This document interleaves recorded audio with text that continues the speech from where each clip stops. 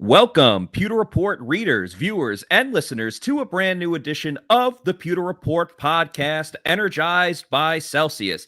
It is a Monday edition of the show, our first episode of the week. I feel like it's been a little while since we had a Monday show, and that's because schedule changes, the preseason game mixed things up a little bit, but we are back to start off your week, and we hope that your week is going great so far. I'm your host, Matt Matera. Joined with me is the face that runs the place of PewterReport.com, SR Scott Reynolds. Scott, we're going to be doing roll call a little bit later. It's 4:20 Monday, today, and I think that's going to make it the best possible show that we could ever have in the history of PewterReport.com.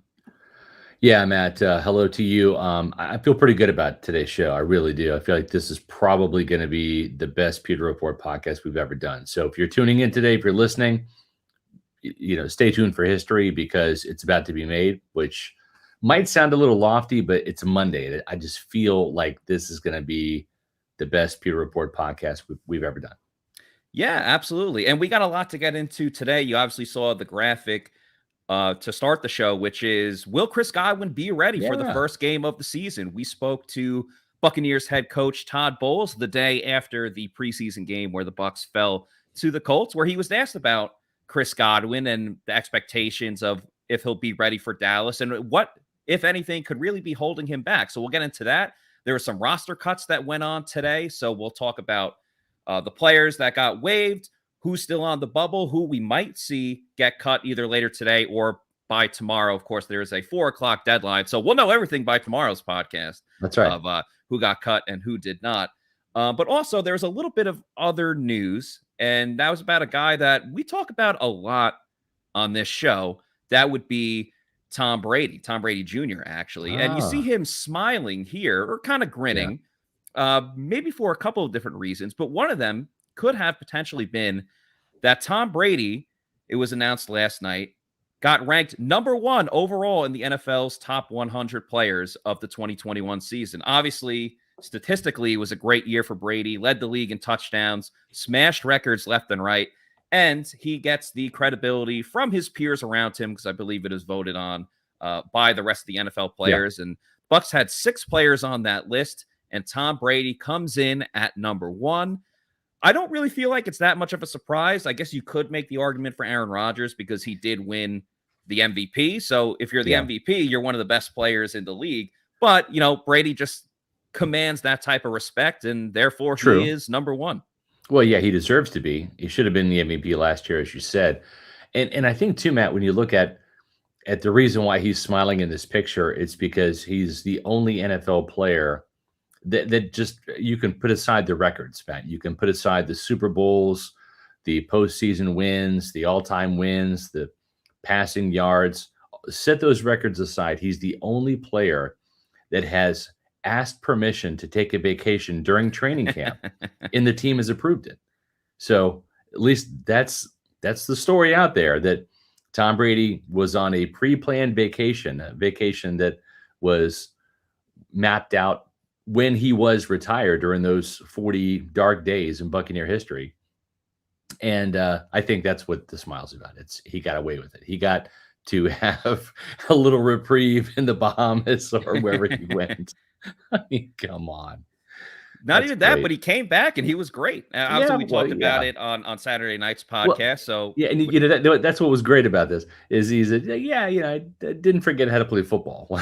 So I believe his comments were, I'm pretty good at it. Yeah. And you know what, Tom? You're right. You could just take 11 days off. You come back and you picked up right where you left off, connecting on passes to Julio Jones, making the Bucs fans happy there. Because honestly, Scott, I mean, outside of like Tom Brady and a couple of the longtime Bucs legends, whether it's Mike Evans or Levante David or Devin White, still, I wouldn't say long time. He's only been here for a couple of seasons, right? But they usually get the loudest pops, if you will, by the crowd at training camp. But Julio Jones, I know he's a new addition and it's very exciting, and he obviously has a long storied career. He was getting as big, if not bigger, round of applause from the fans every time he made a play. It would be like a simple 5-yard slant with just the quarterback and the receiver, like no defense, just warming up. And people would be going crazy, clapping, going wild.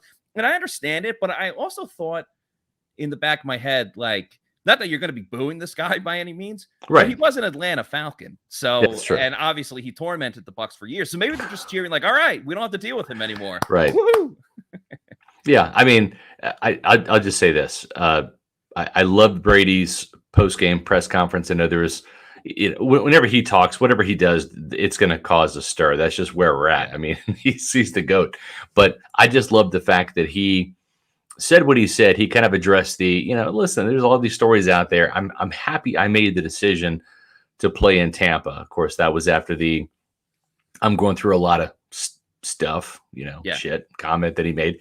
And the thing is at the end of the day, rumors be what they were. Las Vegas, back in 2020, Miami this year. He was a Buccaneer in 2020. Last time I checked, the Bucs have 2 Super Bowl trophies in their front lobby, and he's playing for the Buccaneers this year. So everything else is just noise. And so when you have these talking heads that want to try to create and manufacture these quote unquote distractions, there's no distraction. He's playing for the Buccaneers, right? There's no other conjecture or rumors or anything out there that's going to mean a damn thing. And I think Brady just laughs at this point. It's like, guys, I'm playing the Dallas Cowboys on September 11th. Like, nothing's going to change that. And so I think everything else is just white noise. And this guy has just been a master of blocking that stuff out. And sometimes using some of that noise, Matt, to get a little pissed off and kind of make statements. Yeah, he likes to use any criticism as fuel. I always love, he doesn't do it every season, but he'll kind of do like a check the receipts type of thing where, he's always got great hype videos where he'll be people saying like, oh, the Bucs can't do this or whatever it may be. So he always uses everything for fuel. And it's so funny because it feels like every single week there's a new story. But I agree with you. Like he's here. He's playing for the Bucs. He's focused on this season. But every week it's like, okay, remember the Miami tampering thing? That felt like a month ago. Like that was it actually was kind of close to a month ago because it was like right around the last time that we spoke to Brady besides his post-game press conference. Then you had the hiatus. You had the Raiders thing mixed into all of it. But none of that matters now because he's with the Bucs, and Bucs fans got to be happy about that. Another thing you should be happy about is when you are drinking a Celsius energy drink. And of course, Celsius is the providing sponsor of the Pewter Report podcast. I am currently rocking a sparkling grape rush. There's so many different flavors, though. The watermelon, the orange. Scott, I don't know what you've been drinking today. I know you're always on the Celsius train. Yeah, I've been drinking some other things, Matt, but I have had I have had a Celsius today, thank God, because I did a little bit of Sunday Funday yesterday, and that's kind of the hidden gem about Celsius is with the 7 essential vitamins, it makes you feel better, right? It makes you feel alive and wakes you up. It's got the caffeine that you need to get you going. And Matt, the flavors, right? I mean, when you look at the new Vibe flavors, I was just at a grocery store that carries Celsius, and they have these variety packs now, right? It's this little pack that you can get that has Arctic Vibe, Tropical Vibe, and Peach Vibe. They're all a huge hit. A lot of the flavors are. In the afternoons, I like the cola flavor, which is a different kind of non-fruity flavored energy drink. And it's just fantastic, Matt. Where can they get Celsius? First of all, you should go to the store locator on Celsius websites, find out where there is a Celsius near you. Or what I would also recommend is getting them on Amazon. You could buy it in bulk. I would recommend the variety pack because variety is the spice of life. You could have it set up where you have it sent to your house or apartment every 2 weeks, 3 weeks, whatever it may be. Yeah. There's a lot of different options there on Amazon. So buy them on Amazon. Go to a local bodega, as I like to say, near you, or go to the store locator and you will find a Celsius. Celsius Live Fit. It's all around you, like so many different places. So I had no idea what a bodega was until this summer. I just heard Matt say it over and over again, and just curiosity killed the cat. I'm like, what the hell is a bodega? It's like a New York thing. It means a convenience store. So, essentially, it's a local. So you learn something new every time you listen to Pewter Report podcast. Yeah, exactly. That's what we're here for. I remember when we found out what the Finnish currency was. That's right, and that came through roll call, which again. Bucs fans, we'll be doing that in about 9 minutes from now. Roll call. Love it. Coming up at 4:20. Tell us where you are watching, Pewter People. Where you at, Pewter People? We want to know because we have awesome fans all around the globe, not just in Tampa, not just in the United States. We have fans across the pond in England, Finland, like I mentioned. I think we got Brazil one time. So Definitely want you guys to participate in that when we got it coming up in a couple of minutes from now. But Scott, let's talk about the headline of today's podcast. And that, of course, is Chris Godwin. There's a couple of questions on the roster. Some of that comes with the roster cuts, which we'll get to later. Some of that's with who's going to win certain jobs, whether it's, has Luke Gedeke, locked down the offensive starting guard position? Probably. Cornerback too. That was something I was talking about earlier today when I was on Ronnie and T-Kraz, where it's been SMB getting the starts, but we kind of feel it should be Jamal Dean. But probably, arguably, the biggest question is Chris Godwin, a guy that's been so important to this team throughout his tenure with the Bucs, but especially the past couple seasons. I would say starting from the 2019 season when he really broke out up until winning the Super Bowl. And he was on such a great run last season until he got unfortunately hurt. But he came back for training camp, and the Bucs have done a great job of, easing him back into the lineup and just practicing with the team. He went from just working out individually, running individually, to, working with the quarterbacks, not against any defenses, but running routes with the quarterbacks as a throw to him. Then he got to 7-on-7s. Now he's in the team sessions as well, getting in on 11-on-11s. He has been wearing a non-contact jersey. So his question isn't the question is whether or not he'll be ready for the Dallas game. I don't think he's 100% yet, just from the eye test of watching him at practice, but he's still making plays. He's caught some touchdowns, made a one-handed catch, and he caught a deep ball as well. So he's definitely on the right track. It's just a matter of, will you be ready week 1, week 2, or that first month of the season? Yeah. If you remember, he had a touchdown in week 1 against the Cowboys last year, and he's really the straw that stirs the drink. He is the slot receiver in this Bruce Arians offense. This is not the Wes Welker, Julian Edelman type of slot receiver. This is a completely different scheme and offense. And what you look for in a receiver like this, think Hines Ward in Pittsburgh for Bruce Arians. Think of Larry Fitzgerald in Arizona. Think of Reggie Wayne in Indianapolis for Arians. This is kind of a bigger bodied wide receiver, a more physical wide receiver than your typical little slot guys. That's why there's some fans out there, we've tried to educate them. They say, put Scotty Miller in the slot. No, Scotty Miller is not a slot receiver in Tampa Bay. He's 5'9", 5'10", about a $165, a $170. So he's doesn't have the dimensions to play the slot receiver position. That's why you see guys like Tyler Johnson come in and have the opportunity to fill in for Chris Godwin and not do it as well. Certainly, I'm going to state that as fact because it's the truth. But he's a bigger bodied guy, 6'2", 205, 210. And that's really what you need. You need that guy to be able to go in there and not just work the seam, Matt, and work those middle routes in between nickel corners and linebackers and safeties and navigate the middle of the field, which is what Godwin excels at. But you also have to be able to block in the run game, because that's usually a point of attack in this duo run scheme that is typically between the tackles. Godwin is a point of attack blocker. He will crack back on linebackers from the slot, and sometimes he will actually be go in motion and be a lead guy through the hole. So it's a very important position. My thinking is, I think he returns for week 1, but on a pitch count. So now we do have some video from Todd Bowles talking about that. Let's go right to the source with the latest update on Chris Godwin.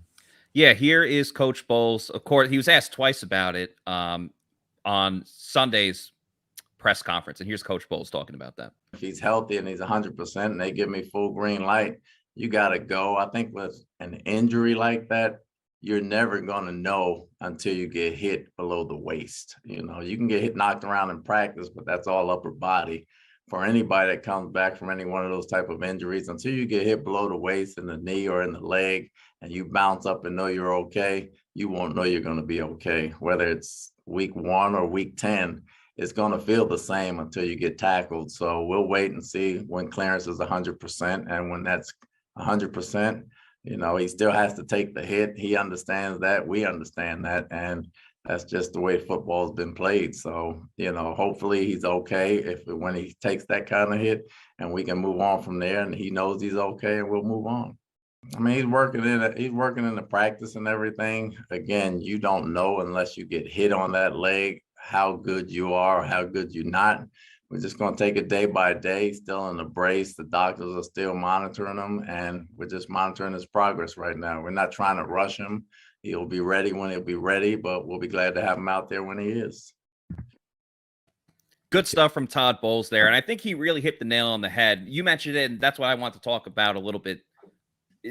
As a receiver, Chris Godwin is great, but the physicality that he brings to this team, I think, is very underrated and a little underestimated as well. So Bowles was talking a lot about that. He's progressing along and they're moving him up in the offense, but until you actually get hit, right, is when you're really going to know when Chris Godwin will be the Chris Godwin that we all expect and that we all want to see. I think that's super critical for him as a very physical receiver. And as you talked about, the fact that he's such a good blocker, they use him a lot in the running game, as you said. And that's not very common for a wide receiver. Every team needs wide receivers that block, but to run plays to your side, because Chris Godwin is going to maybe not necessarily lead the way, but it's going to lead to, okay, instead of a 3-yard gain, you're getting a 5, 6, 7-yard gain because you have blocking up the field with Chris Godwin. And he even said it's not even getting hit from the upper body. It's getting hit on the lower body. Of course, I can imagine if you get injured, the first thing you're thinking of is the first time you get hit in that knee is going to be, a huge factor there. So it's one of those, not toss-ups, but it's just a tough thing to really navigate or factor in, because you need to get him ready enough for the season. Yeah. But the preseason's done with, so he's not getting hit. He was wearing the contact jersey, as I spoke about before, in practice. So he's not getting hit at practice.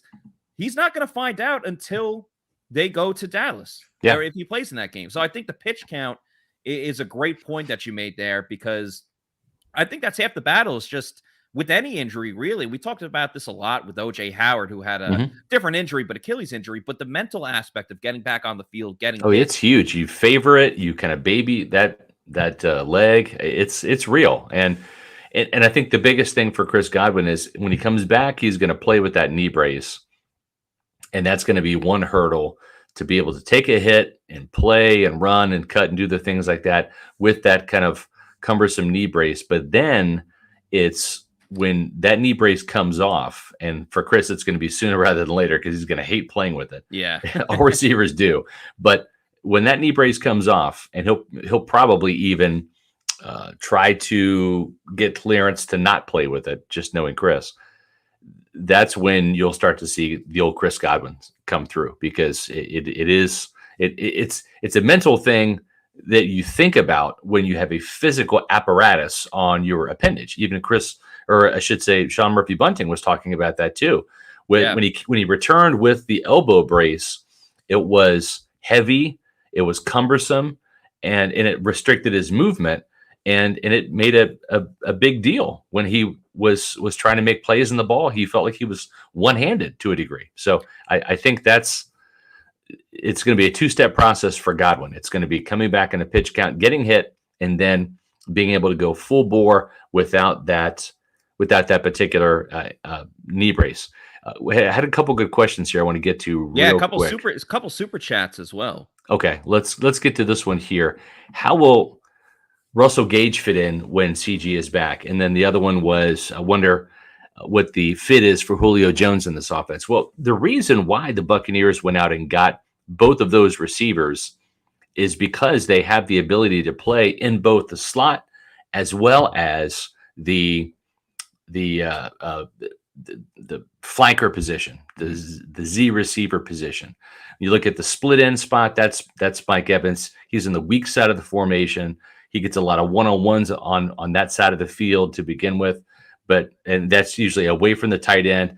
But then that Z receiver position, that's the Antonio Brown role that has been vacated. That's where Russell Gage and Julio Jones can both play. And then if Godwin needs a breather, either one of those guys has the physicality. Russell Gage is not a big guy. Julio Jones much bigger, but Russell Gage is a dog, Matt. He will go in there and block, just as we learned with Cyril Grayson last year. When Tyler Johnson, who was the bigger receiver, wasn't getting the job done, it was Cyril Grayson who went in there in the Carolina game and the Jets game and played some in the slot for Godwin because he was just getting the job done. He was tenacious. So, and that's what Russell Gage had to do. Because remember, he was on a very talented Falcons team where Julio was in front of him. Calvin Ridley, obviously, was a very talented player. So he had to do everything that he could to make sure that he got onto the team. And I'm very excited for Russell Gage. I'm very excited for Julio Jones as well. And, you know, I'm talking to some people. Obviously, fantasy football season is getting here. And I keep hold on, saying, Matt, hold that thought real quick. I just wanted to mention this from King Cook, Pewter Report Nation. What's good? Happy Monday, folks. Monday, that means it is roll call. Where you at, Pewter people? Tell us where you are at. Yep. We want to know. Start putting it in the chat where you're watching from. I'm going to pop them up on the screen. Matt's going to continue pontificating about his awesome point he was making. And so let's hear it for roll call here on a Monday. We're doing this every Monday through football season, starting today. So let's get those locations up there. And Matt, please continue. And also, shout out to everyone. I see a couple super chats in there. I promise you, we will get to all the super chats. So thank you very much for that. We will be talking about that because a couple of different topics. I saw Sean Murphy Bunting in there, Antoine Winfield Jr. In there as well. So we will get to all of that. But the point I was trying to make with Russell Gage, and Julio Jones, like I said, I'm very excited to watch both of them this season, as I have been watching in training camp before Russell Gage got injured with his hamstring and Julio doing this thing. I'm at the point with Julio Jones where if he's going to be healthy, I feel really good about what he's going to do this season. I just feel like for me, this is just personally me, he's in the category of every single time he makes a play, it's just like, okay, don't get hurt, don't get hurt, don't get hurt. That's kind of how I feel with Julio Jones when he's out there, which is how I don't feel about Russell Gage, which is kind of ironic because Russell Gage is the one that got hurt and Julio Jones has been the only receiver that's been healthy the whole time. But I do think with Russell Gage being out, it was much more of a precautionary. We still got the whole season ahead of us. Just sit out for now and like you'll be ready when you go to travel to Dallas for the Sunday night football game between the Bucs and the Cowboys. But in terms of like fantasy football, I still think I'm picking Russell Gage over Julio Jones because I kind of think that Julio should be on a pitch count as well. Maybe not the same amount that Chris Godwin's going to be on. And I've said this before and it's weird because you don't want to like completely start a guy and then slow him down. It's not exactly how it works, but I kind of want to see that with Julio Jones. Let Julio do his thing. Let Julio cook or whatever you want to call it. Let him be that huge factor for this team. Shout out, Ed. I don't know if that's true or not, but it sounds good. I'll buy it. Yeah, I'm down with it. Yeah, we're going coast to coast. But with Julio, because of that injury history, I don't see him playing all 17 games this season. I just don't.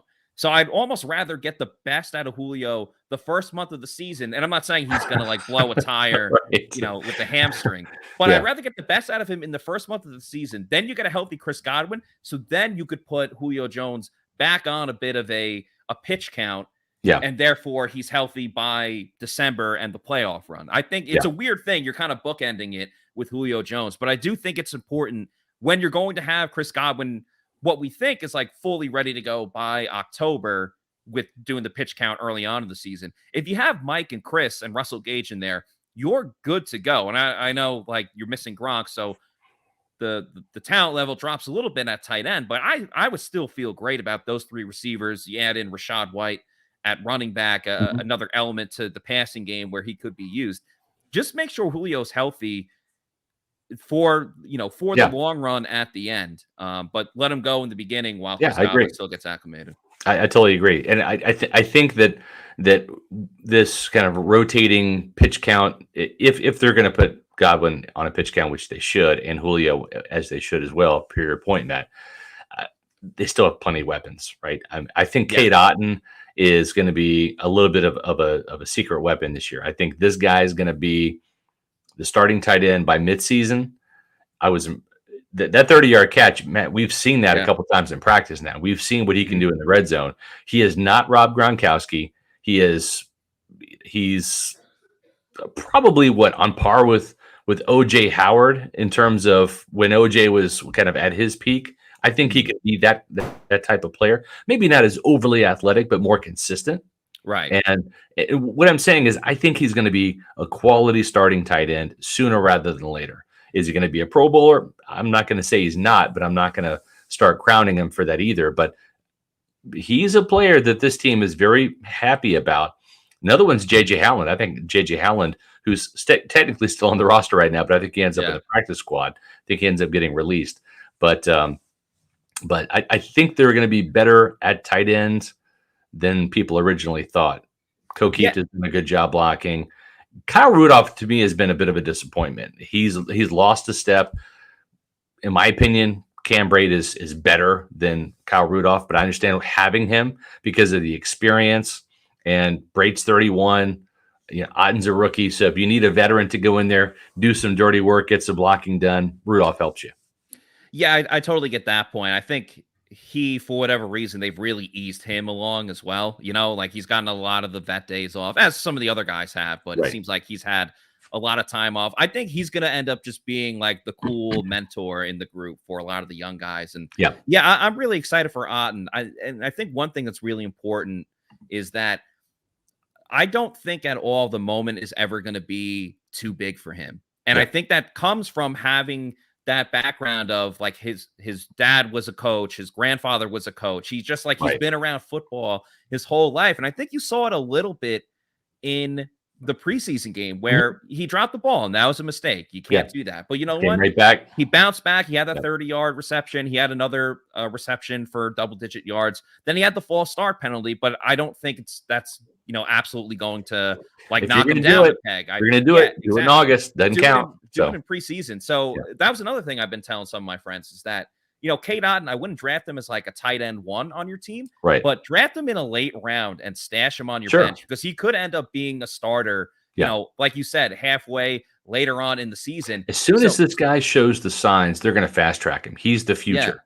So why would you invest snaps in a Kyle Rudolph or even a Cam Brate if this guy's showing he can get it done as a blocker and a receiver? So to me, I think when they start seeing the getting ready for takeoff lights start flashing with Cade Otton, they put him on the runway and let him take off. That's right. And so you could get great value by drafting Cade Otton. And the best place to do that is with Underdog Fantasy and their $10 million in prizes with Best Ball Mania 3. Guys, you have a little over a week to draft your team.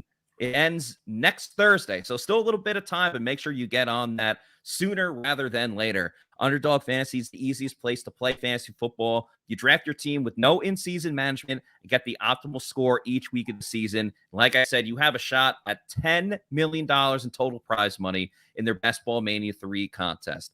Head on over to UnderdogFantasy.com or use the app and sign up with the promo code Pewter, and Underdog is going to match your first deposit up to $100. They will match your first deposit up to $100.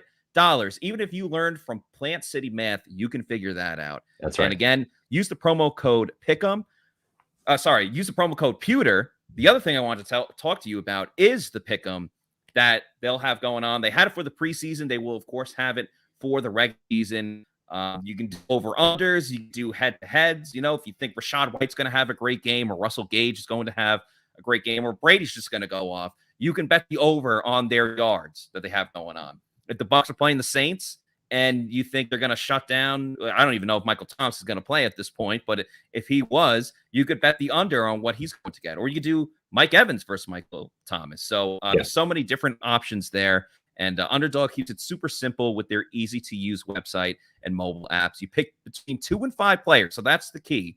You got to pick at least 2, but between 2 and 5, fill out your pick'em slip, and you get every pick right. You go home with some cold, hard cash. Use the promo code Pewter, and once again, they will match your first deposit up to $100. So you can put in $100, bet on a couple of your favorite Bucs players, and end up with even more money. So again, Underdog Fantasy. Use the promo code Pewter. And of course, pewterreport.com. We will be doing some of our own Underdog Fantasy League. So if you want to go I'm going to have my draft. I'm going to have a draft Wednesday night. So email me at srpewterreport.com. I almost have enough for one full draft now. I'm going to be doing another one next Wednesday prior to the start of the season. So if you want to play me, I'm going to be doing drafts Wednesday nights. Email me at srpewterreport.com. Matt, you're going to be doing some drafts as well. That's absolutely right. You can contact me at matt@pewterreport.com. And if you want to put a little side wager besides the money on Underdog Fantasy, I'm down with that too. We'll have to come up with something, but yeah, I'm down to just have a lot of fun with it. And make sure you do it at Underdog Fantasy with the promo code Pewter. Scott, we have a lot of chat that we got to get to, so I do want to get to those. A couple of guys have been patiently waiting, so and they're kind of similar, so we can kind of do them back to back. Yep. First of all, thank you, Elliot, for the $4.99 super chat. He says, assuming SMB keeps the starting cornerback job, considering Antoine Winfield Jr. is the nickel, how much would we expect to see Dean as cornerback number 3? Also want to say thank you to Ant, another $4.99 super chat. Thank you so much. He says, why is Sean Murphy Bunting starting over Dean? PFF has Dean on the rise coming into this year. He was the 14th best outside corner last year, right behind Bucs number 1 corner, Carlton Davis. So 2 similar questions with Jamal Dean and Carlton Davis, and of course, Antoine Winfield Jr. in there as well. I've been doing a lot of talking, so Scott, feel free to give your take first. This is what I surmise, and part of my job as a reporter is to read between the lines. So what I think is happening is this. You know the old saying, it's not what you know, it's who you know, right? And sometimes it's likability is just as important of a trait as its ability. That's one of the better abilities out there is likability. Sean Murphy Bunting is a guy that you want to root for.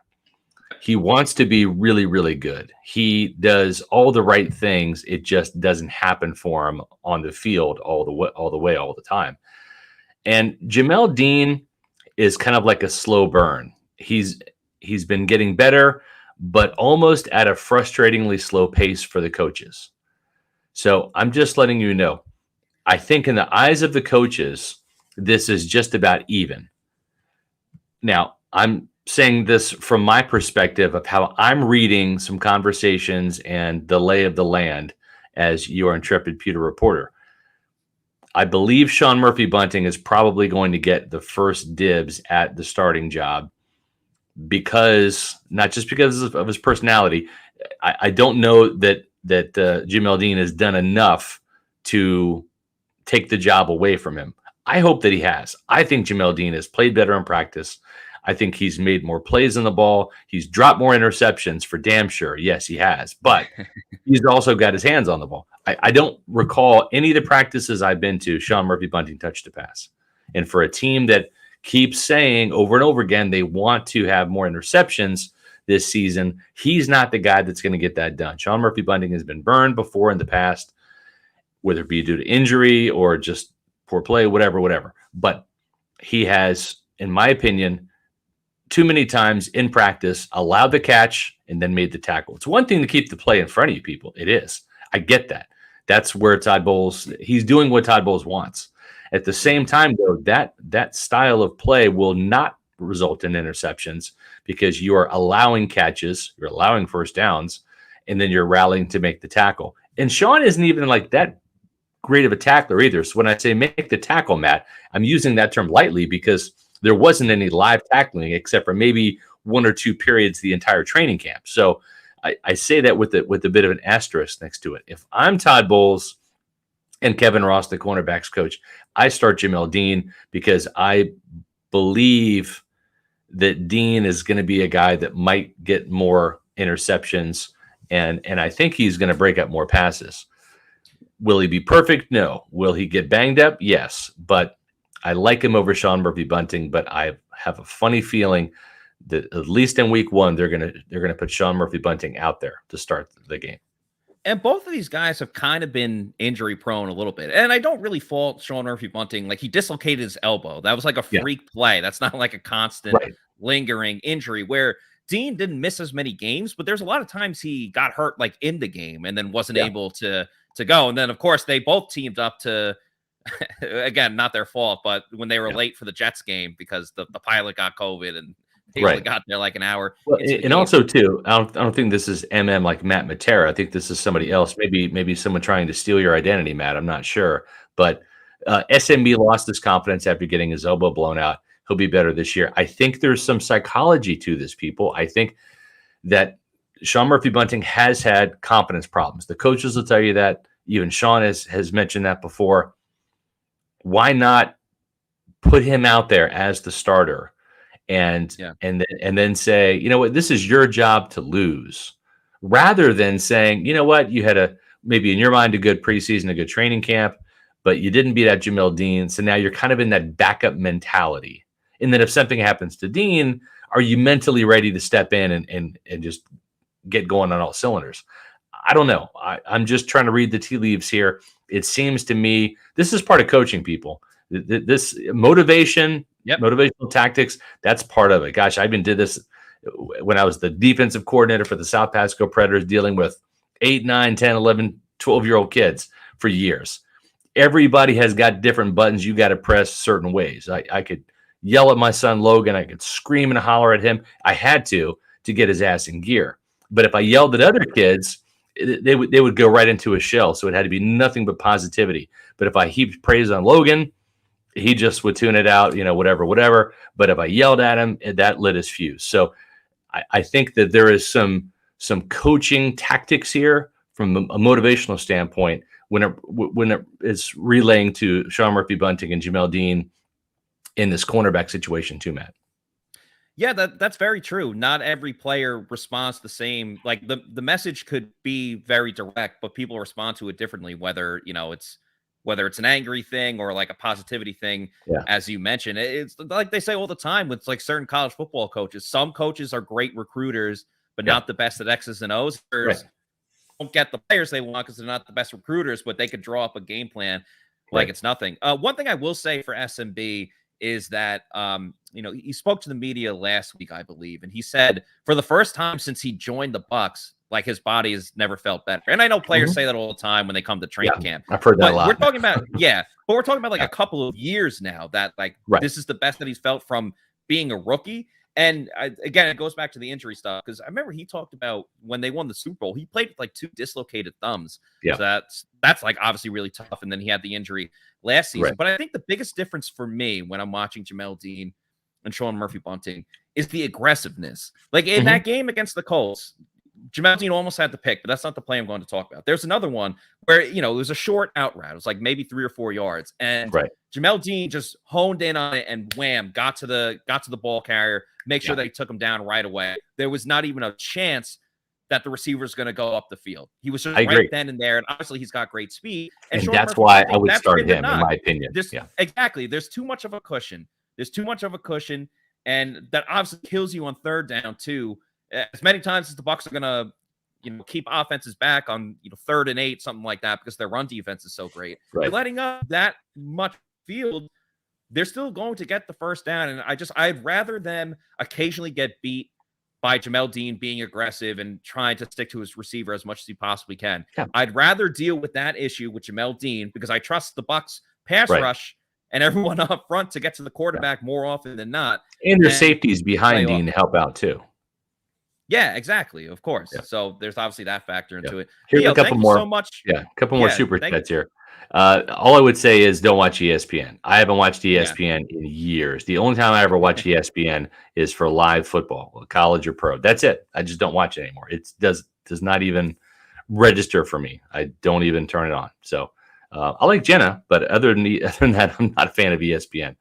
Yeah, that's great. I flip around. SVP is cool too. Yeah. But yeah, I get your point. And Leo, thanks again for the $2 super chat. So $4 overall from Leo. Thank you. He says, is there any chance we trade for an O-lineman? That's obviously been another very much discussed topic here in the Tampa Bay area.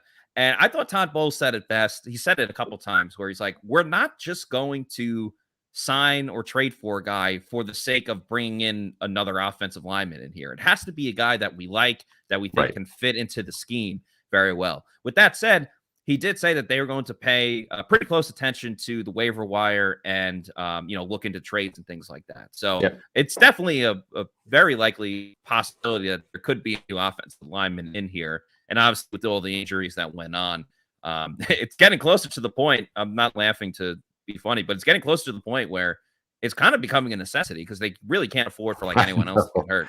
Yeah, I mean, the luckiest guy in the building is like John Molchin right now. He's like the third string center. He actually might make the roster for a week or so until Hainsey gets better. We'll have to see how the roster, and we'll talk about the roster cuts in a second here. We did have another super chat from Kevin Thomas. Thank you. Hey, Scott, I love Celsius.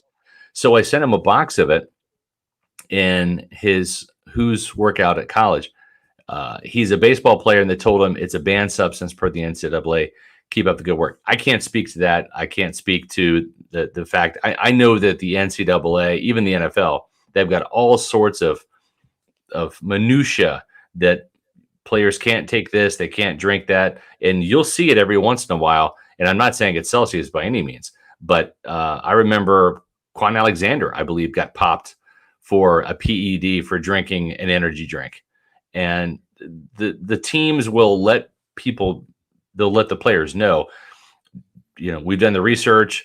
These particular energy drinks or supplements or proteins or whatever have these banned substances in them. So you're not allowed to use those.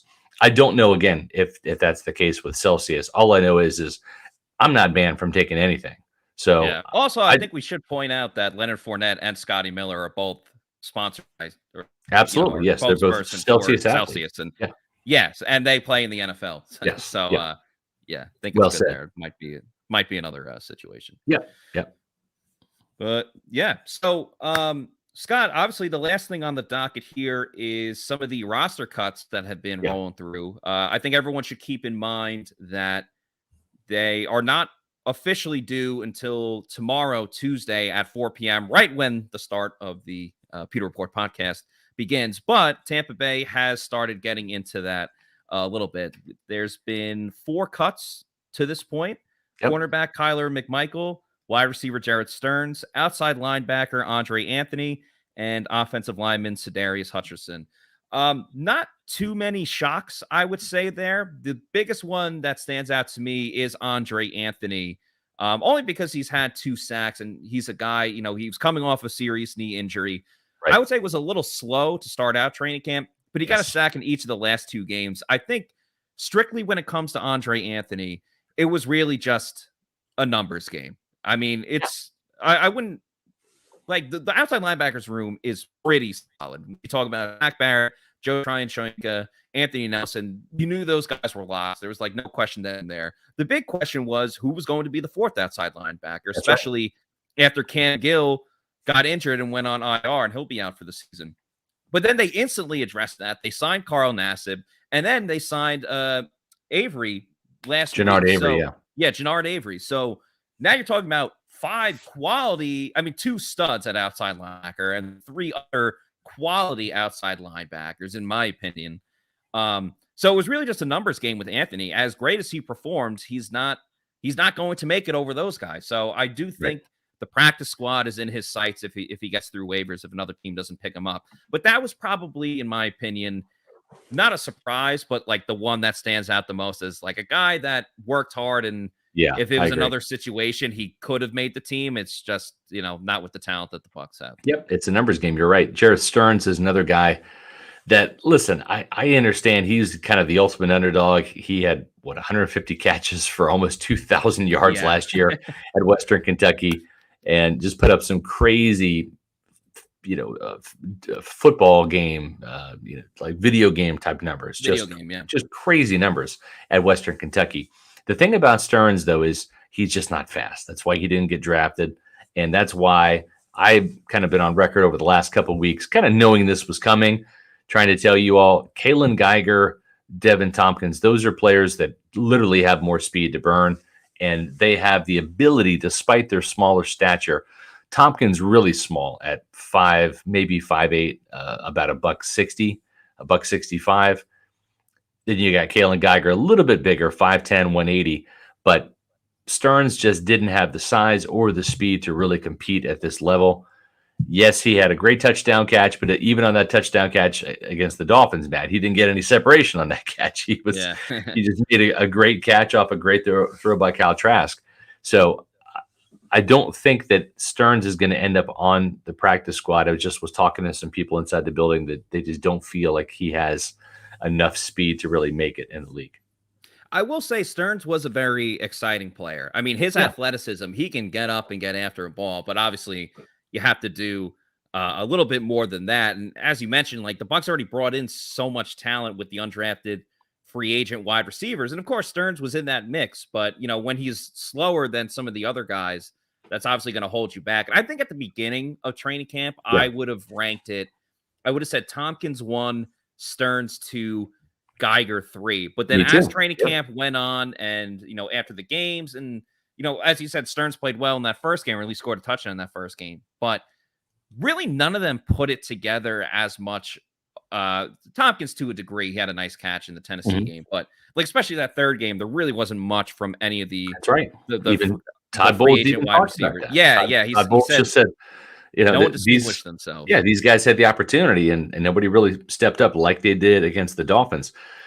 I'm putting this up there because of the little Steve Smith type of reference, and I kind of saw that too. He reminds me of Steve Smith. The only problem is Steve Smith was just more electric, right? He just had that extra burst to where he could get open and make a catch. He was not a blazer or a burner, but he had enough ability to separate. And I think he had the mental fortitude, the ice up son, like all that type of stuff. Like he legit hated whoever he was playing against. And sometimes you need that attitude or just that extra gear to, really excel in this league. And of course, Steve Smith did. And then as training camp went on, I still would have Tompkins first, but I think Geiger, surpassed Stearns in terms of the ranking of those undrafted free agents. So a fun player to watch, but ultimately, again, wide receiver was the toughest spot to make on this team. Well, and you got Scotty Miller, Matt. I mean, are we in the last 24 hours of Scotty Miller as a Buccaneer? I unfortunately think that we are. And we talked about this a little bit during, Saturday's post-game press conference. It was just, he's been giving a lot of those opportunities and he just wasn't making the plays. He had the drop in Tennessee. He had the incompletion on a third down play in Indianapolis. While he was doing okay in practice, sometimes you need to see it in the game. And, when you watch a lot of the other wide receivers making plays, as you see on the screen here, that's Scotty a bad one right drop. There. That Tennessee one, I was up in the press box in Tennessee watching it with Josh Capo, and he got open. He got a step, and you kind of like start leaning forward into your seat a little bit, and then you drop that, and you're like, wow, how could you drop that, man? And again, I got to make that catch. I really thought Scotty was going to make this team by being a gunner. I truly thought that just with the fantastic four receivers, as Scotty, you've coined so well, like a lot of these receivers, I don't think are going to get a ton of playing time anyway. So how did Scotty make this team as a gunner? And I don't really know why he didn't get a ton of reps, especially with this last game of the season where clearly punt coverage has been an issue. Right. Well, like, why wasn't Scotty getting more of those opportunities? I don't really know, but I unfortunately think it's the end of Scotty. For Matt, now, we see Scotty Miller out there at practice with the special teams, right? Out there fielding punts, and it never materializes. Scotty Miller never has gotten an opportunity, to my knowledge, to go out there in even a preseason game and attempt to return punts or kicks. So the guy, for whatever reason, has not shown enough in practice to be considered as a special teams return specialist candidate. And I think that he had to. This is year 4. You got to carve a rollout for yourself on special teams. At one point in time, Scotty Miller was wide receiver 3 on this team. Let's not forget. In 2020, it was Mike Evans, Chris Godwin, Scotty Miller. Matter of fact, Scotty Miller was leading the team in, I believe, reception yards when Antonio Brown got to town. And then all of a sudden, he became wide receiver 4. And then now he's not even wide receiver 6. And I believe the Bucs will keep 6 receivers. Devin Tompkins probably goes to the practice squad. They like him, but did he do enough over these last couple of games to merit it? If they keep 7, I think Tompkins is the guy. Matt, Jalen Darden, from all intents and purposes, it seems like he is going to be getting the fifth, or I should say the sixth and final roster spot at the receiver position because he can be a return specialist.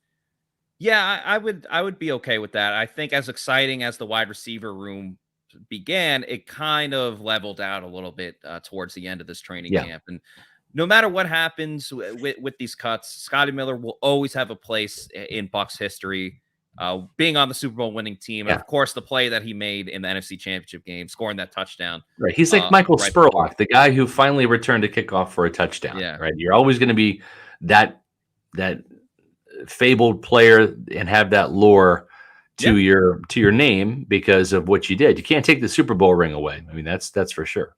Yeah, it was a money play, and if you want to make sure your money's in good hands, you should work with Muni Financial. At Muni Financial, we help you live in the now. Dude, congratulations. We're so happy for you. Thank you. And even though the now may feel very different, you still need to plan for the future. How's retirement treating you? Oh, just fantastic. I know I say it all the time, but you really got to come up to Colorado. Let's do it. All right. Yeah. We can help you develop that plan to keep you on track so you can still prepare for tomorrow today. Muni Financial. Plan ahead, stay ahead. Well, speaking of retirement, Tom Brady, he retired, but he came back. He's not quite ready to retire yet. Maybe it's because he hasn't called him Muni Financial. I don't know. Have you called him Muni Financial yet? Folks, do what I've done.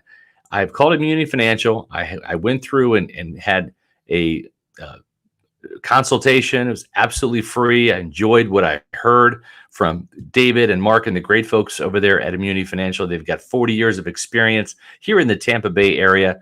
They know what they're doing when it comes to making sure that you plan ahead so you can stay ahead for your financial freedom and have enough money set to retire and do other things like plan for your kids' colleges with college savings accounts and get your brokerage and advisory services in order to deal with this ever-changing stock market and the international world markets. So when it comes to managing your family's wealth, it means more to Muni Financial than just simply allocating your assets. Let Muni Financial help you plan ahead and stay ahead. Give them a call today at 1-800-868-6864 or visit them on the web at immuni.com.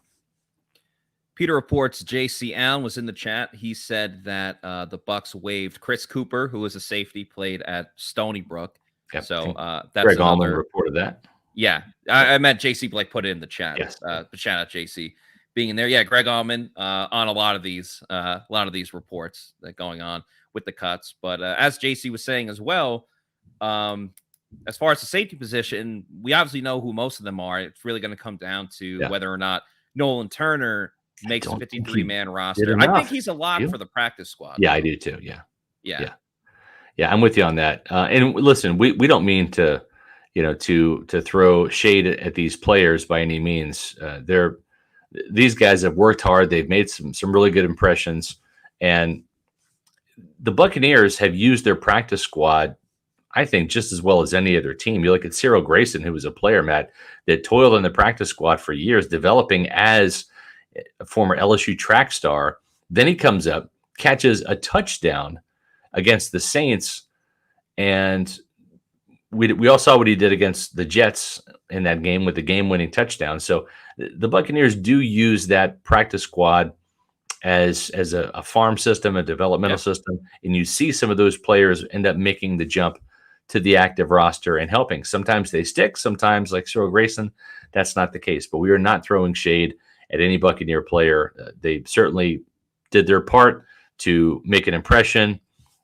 You get one shot as a rookie undrafted free agent. Sometimes if you make the mark, you get noticed and you get another shot in the NFL. Other times you go right from the league, and it's a cold, cruel world, and you're out there selling insurance, or your NFL dreams are dashed pretty quickly. So, but if you're looking for a place that does throw some shade in a very good way, highly recommend Florida Lanai curtains. Folks, I have Florida Lanai curtains installed at my house. I've had them now for months before they were an advertising partner. That's how much I absolutely love this. Really, it's an investment, Matt. It's an investment in my home, and it's paid great dividends. Absolutely love the privacy and the shade that we get. we live in Florida because of the warm weather, folks. That's just a fact. But there are two common complaints about spending time outside in Florida, and it's the lack of privacy, where homes these days are getting built right on top of each other, and your neighbors are literally 5 feet away. That's where Florida Lanai Curtains comes in. They offer privacy and shade, and they also help you. Matt, we're almost into September. It's just an extension of summer. It doesn't get cool in Florida until maybe November. So when you're dealing with the brutal heat of these warmer months, that's where Florida Lanai Curtains also helps out when it comes to the shade. So Florida Lanai Curtains, they solve both these problems with the privacy on demand patented outdoor privacy curtain system and the custom-made screen enclosure shade sails. Their flexible installation options and high-quality products give you privacy and shade just where you need them. Privacy on demand outdoor curtains are made from the well-known Sunbrella brand Marine Canvas, backed by a 10-year fade-free warranty and available in over 100 colors. That's going to enhance the look of your home. And that's a big reason why I decided to go with Florida Lanai Curtains, because of the durability of the curtains to hold up due to the rain, the weather, the thunderstorms, etc. The unique shade sails are made from the Sola mesh, which has a 10-year warranty against degradation, and they're built to give you shade and UV protection for years to come. So, folks, if you need privacy and or shade, you want more freedom to enjoy your pool, your lanai, your outdoor space, visit the Florida Lanai Curtains website at lanai-curtains.com to find out more about their amazing custom products. Do your own hassle-free online estimate. It's worth the investment, people. I'm telling you. Call them at 813-337-2511. Schedule a free in-home consultation. That's Florida Lanai Curtains on the web at lanai-curtains.com. As we wind things down here in this podcast, I see a couple people in the chat, so I do want to talk about it. One guy that going into this training camp, I think was like a guaranteed practice squad because they drafted him, but a guy like you weren't sure was going to make the team. And that was Co Kieft, HK45. Don't know if he's related to Co Kieft because he's got K as the last name or the second initial. Oh, sorry, that's the wrong one. But HK45 said Co Kieft is a must keep. Okay. It's a must keep. And then Sounds Ted better. Curtis said keep Kieft or we riot. And I think, he's really a guy. Yeah. I know not too many teams really use the fullback anymore. The Bucs don't use it a ton. They occasionally will bring a guy in there. We've seen Cam Brate in that role. We saw Vita Vea in that role occasionally at the goal line. But Co Kieft, and you said it the other day on the podcast, is becoming a folk hero. And the more that he's blocking, like he's not just making pancake blocks and, it's fun to watch, it's cool. Like he's legit making the blocks that are opening up these 10, 14-yard runs by Keyshawn Vaughn and Rashad White and those guys. So if he continues to do that, he went from a guy that I think I would have been fine with just, stash him on the practice squad to he has to make the 53-man roster because he's doing things. And Scott has lost it. My curtain sounds like someone would like to do. I can tell you, Florida Lanai Curtains much more reliable when it comes to just being real. Let's put it that way. I have not seen that documentary yet. But it's good. I'm looking forward to checking it out. I probably will this weekend at some point. But anyway, Co Kieft doing really good things for this team. I think that's going to signal that we should probably wrap things up by now. We will be back tomorrow at 4 p.m. Before that, though, just want to remind everyone, the Pewter people, to please like and subscribe to our YouTube channel, Pewter Report TV. If you like this podcast, if you like just hearing Bucs information, we have all of that for you here. We have different videos from being at the Advent Health Training Center where the Bucs facility is. Put up a video last night about Todd Bowles talking about Chris Godwin.